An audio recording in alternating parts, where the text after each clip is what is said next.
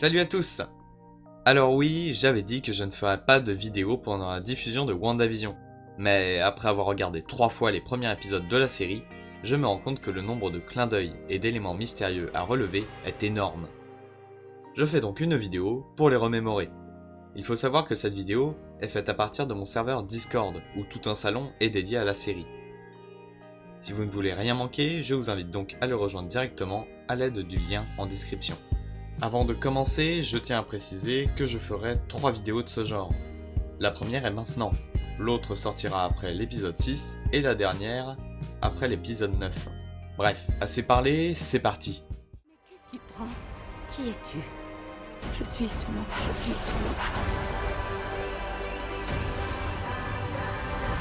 Il y a un truc qui cloche ici.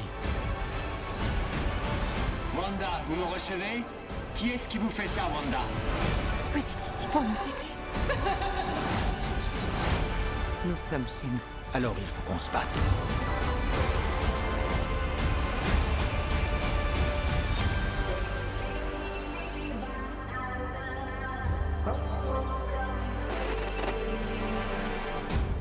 Bien, je crois qu'on a réglé l'affaire.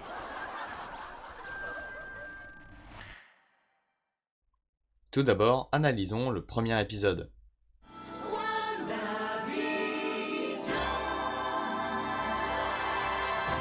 Lorsque Vision demande à son collègue le but de l'entreprise, on comprend que celle-ci n'en a pas vraiment. Oui, tu pourrais me rendre service. Je me pose une question. Dis-moi, d'après toi, qu'est-ce qu'on fait tous ici toute la journée? On est là pour fabriquer un objet? Non, Bien, on ne cherche pas des choses à acheter ou à vendre. non et non. Alors à quoi peut bien servir cette entreprise? Pas de production, ni de vente ou d'achat. Ceux-ci travaillent dans un bureau sans réel but. Wanda n'a donc pas poussé les détails de sa réalité à ce point. La pub de présentation du grille-pain est une référence à l'enfance de Wanda. En effet, lorsqu'elle était petite, un obus de Stark Industries est tombé sur son immeuble, tuant ses parents. Celle-ci a survécu avec son frère Pietro par chance. Le grille-pain de la marque Stark Industries et son minuteur sont donc une référence au détonateur de l'obus. Lors du dîner, le fait que Vision fasse croire à son patron que Wanda est sokovienne est directement lié de sa véritable origine, ainsi que son premier combat auprès des Avengers dans Age of Ultron. Quand Vision prend l'attendrisseur en main, cela rappelle le moment où Vision a porté Mjolnir dans Avengers 2, ce qui a d'ailleurs prouvé à l'équipe qu'il pouvait avoir confiance en lui. Quand Monsieur Hart s'étouffe, Wanda fait une pause dans ce que l'on pourrait appeler une simulation. C'est d'ailleurs pour cela que Madame Hart répète de nombreuses fois la même phrase. Ça suffit. Ça suffit. Ça suffit. Ça suffit. La scène ne s'étant pas passée comme prévu, Wanda fait oublier toute cette soirée aux invités, expliquant d'ailleurs le fait qu'ils soient de bonne humeur en repartant. Les deux héros confirment avoir survécu à leur premier dîner, prouvant que la création de la dimension de Wanda date du jour même. De quoi? D'avoir survécu à notre premier dîner? L'épisode se termine avec un faux générique. Le nom de Abe Brown, apparaissant dessus, est en réalité le nom d'un élève du lycée de Peter Parker, alias Spider-Man. On se rend aussi compte que tout l'épisode que nous venons de visionner est aussi ce que voit le SWORD, une division galactique du SHIELD. Ceux-ci sont donc en train d'essayer de la sauver. Passons à l'épisode 2.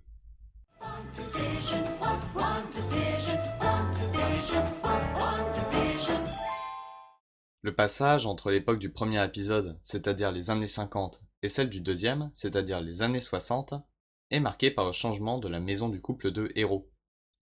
En effet, désormais, la maison comporte un étage.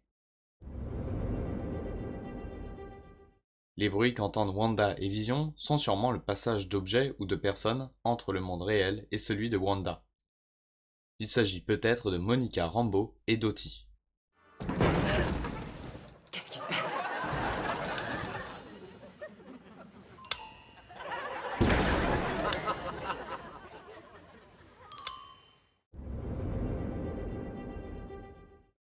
Dans le générique d'intro, on peut apercevoir la forme du casque du Grim Reaper, ennemi de Vision dans les comics. Peut-être que celui-ci fera son apparition dans la série. De plus, il a, dans les comics, attaqué le couple dans leur maison, et a même blessé leurs enfants avant d'être assassiné et enterré dans le jardin. Lorsque Wanda est dans un supermarché, l'affiche de lait sur lequel Bova est inscrit est directement liée du personnage de Bova, la mère adoptive de Wanda dans les comics, ayant l'apparence d'une vache. Agnès semble aussi acheter de la pâtée pour chat, sûrement pour son animal de compagnie. Cela donne donc une preuve qu'il s'agisse du personnage de Agatha Harkness, une sorcière qui possède un chat noir appelé Ebony. Quand le bruit étrange retentit, l'hélicoptère de couleur tombé du ciel possède le logo du Sword, prouvant que ceux-ci essaient de rentrer en contact avec elle. Il est même possible qu'il s'agisse à la base d'un vrai hélicoptère, transformé en jouet lors du passage dans la dimension. Nous arrivons à l'apparition de Monica Rambeau, qui se fait apparemment passer après hésitation pour une certaine Géraldine. Nous avons d'ailleurs déjà aperçu Monica dans le film Captain Marvel. Agnès fait une référence au diable, pouvant alors se rapporter à Mephisto, ou alors à Nightmare, deux méchants des comics. Oh, le diable est dans les détails, Bev. Et il n'est sûrement pas que là. Après que le Sword ait encore tenté de rentrer en contact avec Wanda par le biais de la radio, Dottie se met à saigner avec du sang de couleur. Dottie pourra donc venir, tout comme Monica, du monde réel.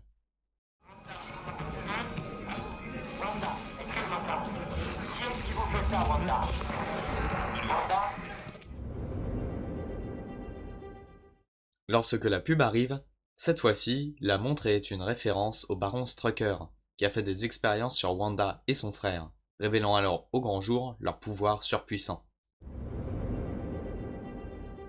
Plus tard, nous nous rendons compte que Wanda est enceinte, il s'agit de Wiccan et Speed, ses enfants des comics.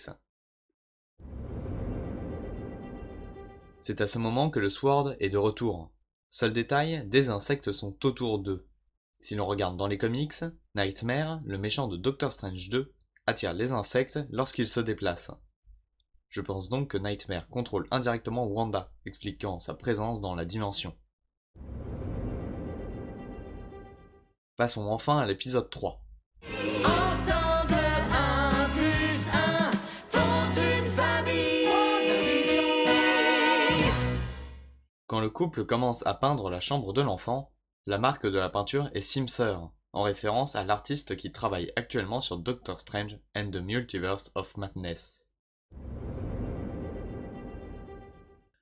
Peu de temps après, Herb, le voisin des deux héros, n'est pas net.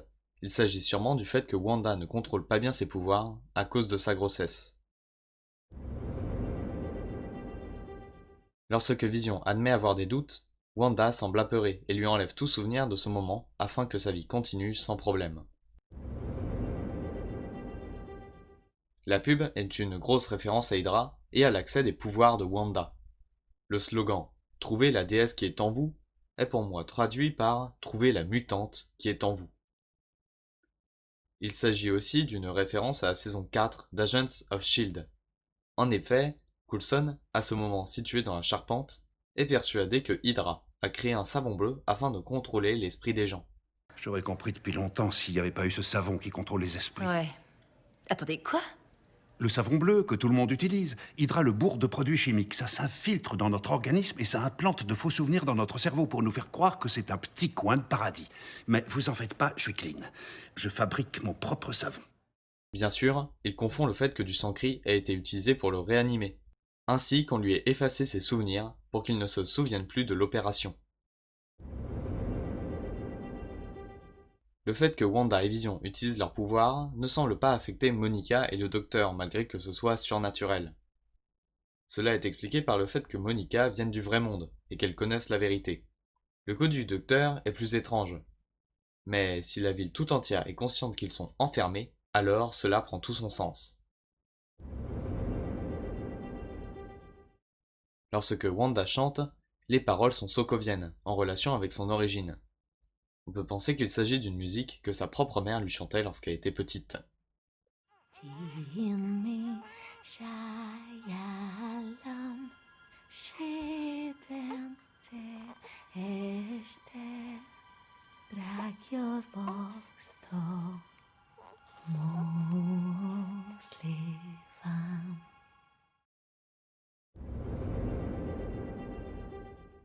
Les prénoms des enfants, Billy et Tommy, sont directement liés des comics.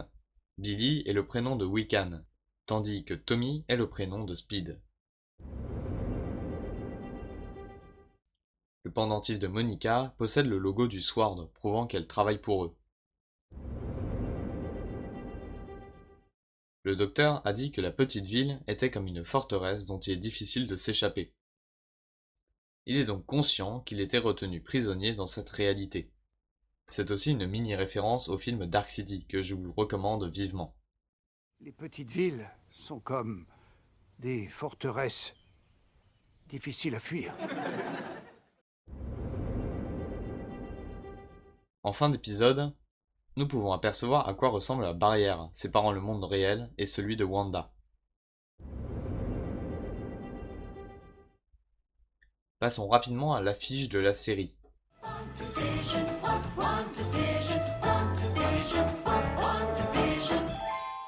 Dans un écran, nous pouvons apercevoir les personnages de Monica Rambeau, Jimmy Woo et Darcy Lewis. Enfin, nous avons peut-être le droit à un visuel du prochain costume de Wanda dans les films. Et bien voilà, je crois avoir fait à peu près le tour. Si vous avez d'autres easter eggs, mettez-les en commentaire ou directement sur Discord. Si la vidéo vous a plu, je vous invite à liker, partager et à vous abonner à la chaîne sans oublier la cloche des notifications. N'hésitez pas non plus à laisser un petit commentaire et à me rejoindre sur les réseaux sociaux qui s'affichent à l'écran. Dans tous les cas, je vous dis à bientôt, ciao!